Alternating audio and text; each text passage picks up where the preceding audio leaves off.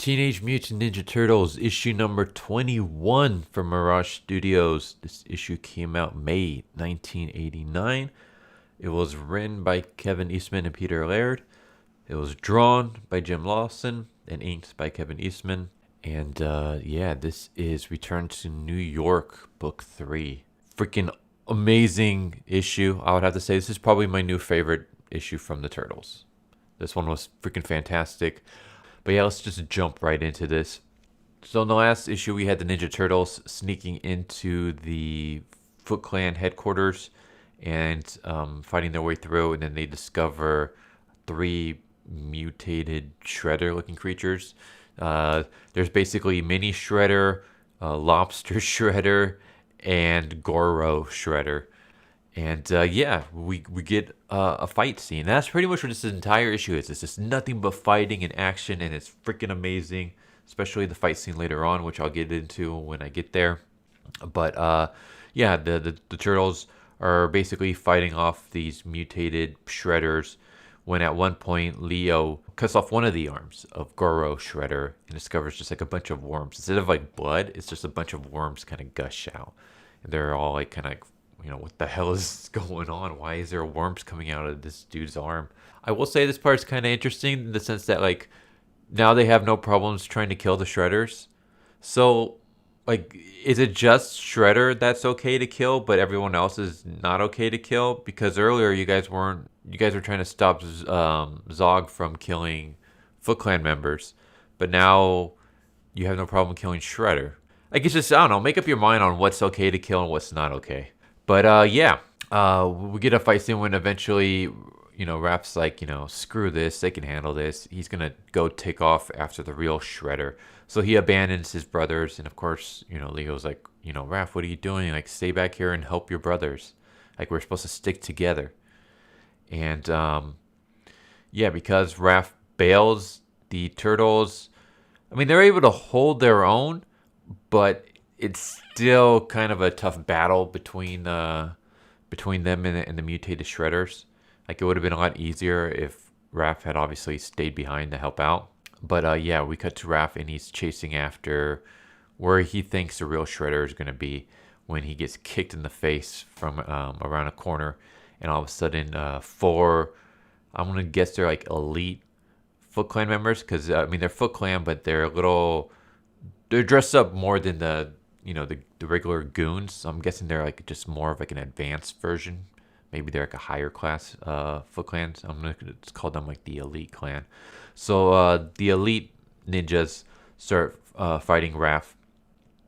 And that's when we cut back to Donatello fighting Lobster Shredder. And Lobster Shredder leads Donatello to like a catwalk made of pipes. And below there's like some kind of incinerator thing. And that's going to play a part a little bit later on. But then we cut back to Raph, where Raph is getting brutalized by the 4 ninjas. And they actually knock him down, and they're about to stab him and kill him when Leo jumps in and makes the save. And he attacks the elite Foot Clan members. And he just starts slicing them up and slaughtering them. So they die. Or at least it looks like they die. I mean, he's stabbing them and slicing them with his sword. So I guess these guys are okay to kill. Like, I don't know. Like, make up your mind. When can we kill people? When can we not? But Leo kind of rips into Raph. He's like, you're a fool. We're supposed to stay together. That's what Splinter taught us. And Raph's like, yeah, I know. I'm a fool, an almost dead one. But I can't help it. I don't have any control. Splinter always said that. You know what this means to us. Stopping Shredder, it means life or death. We can't fail this time. You go after him. I'm going to go save our brothers. So Raph goes to, help out the rest of the Turtles while Leo decides to continue the chase that Raph started by going after Shredder, the real Shredder. Meanwhile, Lobster Shredder attacks Don, knocks him down so he's almost falling off the little pipe catwalk and into the incinerator below. Then a bunch of regular foot goons show up with machine guns and start shooting at the turtles. Meanwhile, Raphael grabs Donatello's fallen staff and like a kind of like something out of a baseball scene, he swings it like a bat and hits Mini Shredder, and Mini Shredder impacts with Lobster Shredder, and they both fall into the incinerator and die. And then, of course, Leo is giving chase to where he thinks the real Shredder's at, and along the way he meets some elite soldiers, and he takes them out pretty easily. And then we cut to Donatello and Michelangelo, who are both being attacked. They're basically pinned down by the soldiers shooting machine guns. So I guess I gotta make a correction real quick. It wasn't Raph that swung Don's staff like a bat. It was Michelangelo. So yeah, they're asking like, where's Leo? Where's Raph? They have no idea. They're pinned down. They don't know what to do.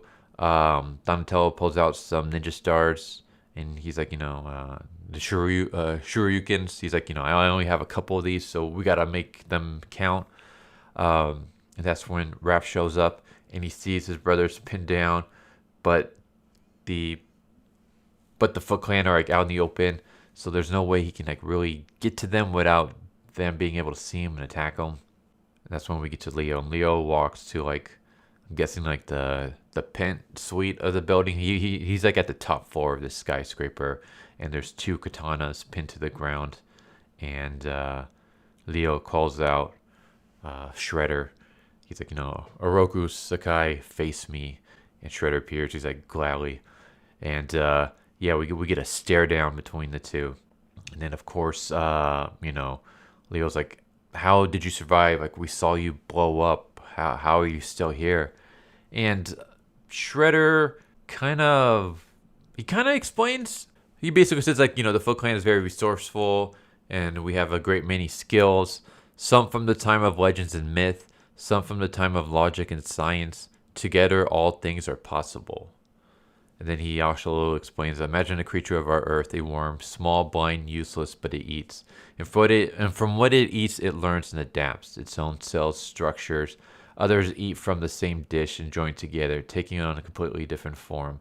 This colony becomes a different being. 3 early experiments you met on your way here. The 4th time they fed on me. They ate and began to think and act as one, form one structure, one being. I stood, grotesque, alive. My lust for vengeance, my hatred for you, the stronger than before. So yeah, we get the showdown. And as Shredder's saying this, he's ripping off parts of his armor. He's ripping off his shirt. He pulls off his helmet. And he's no longer the Shredder. He's just Oroku Sakai versus Leonardo. And yeah, they're about to do their showdown. But before we can get to that, we cut back to the rest of the turtles, where they're being pinned down. Donatello was able to take out a couple of them with the shurikens, but he only has one last one left. And there's still multiple, Foot Clan soldiers. When all of a sudden Raphael shows up on, I don't know what the hell you want to call this thing. But yeah, he basically shows up on this like robotic tank, mini tank. And it grabs the Foot Clan soldiers, and basically, yeah, Raph ends up saving his brothers. And then that's when we get to the coolest moment in this entire issue, where you get to the actual fight scene between Leo and Shredder. And I will say, it is beautifully illustrated. It is probably the coolest fight scene I've ever seen in a comic book. If not the best, and it's like up there, easily top 3. I want to say, like, as far as I can recall, this is the greatest fight scene I've seen in a comic book. Just off the top of my head, I can't really think of anything that was as cool as this. But yeah, we just get a back and forth between the two of them, and neither one is really getting the upper hand at first. But then eventually, Shredder starts, beating up on Leo. Leo makes him a charge attack, and Sakai is able to dodge it and stab at Leo, and basically throw him over. They just continue fighting each other. Shredder is able to get a punch into Leo's face. Leo breaks one of Sakai's katanas, but then he just throws it at Leo and slices his shoulder. He does another drop kick to Leo, and he just basically keeps kicking the crap out of Leo and just punching him down. Kicks him into the skyscraper window where Leo smashes through and falls off. And then, yeah, we cut to the Turtle Bros, the rest of them, where Raph crashes the tank-looking thing. More Foot Clan members show up, but Raph grabs a rocket launcher and he's about to shoot at the Foot Clan when they shoot at the rocket launcher, which causes the trajectory of the rocket to go off, and it hits like one of these pillars, causing an explosion. And I don't know what this stuff is, but basically like a bunch of like chemicals start leaking out.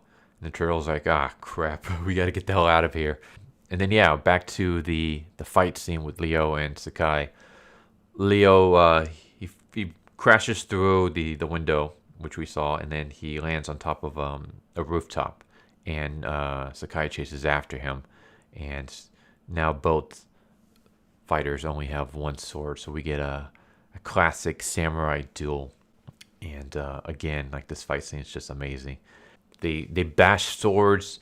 Eventually, Sakai is able to get the upper hand. He kicks Leo down to the ground, pulls his sword up, and is about to decapitate Leo when the chemicals that Raph has leaked with his rocket launcher shot causes an explosion, which rocks the building.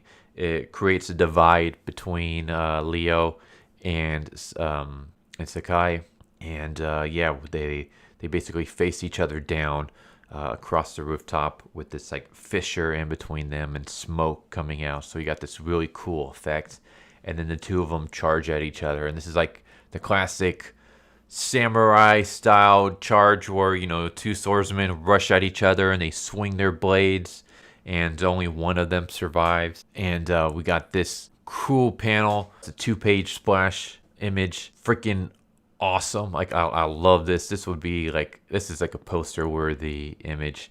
But yeah, we see just Leo and Sakai in midair after they've already passed each other and swung their swords.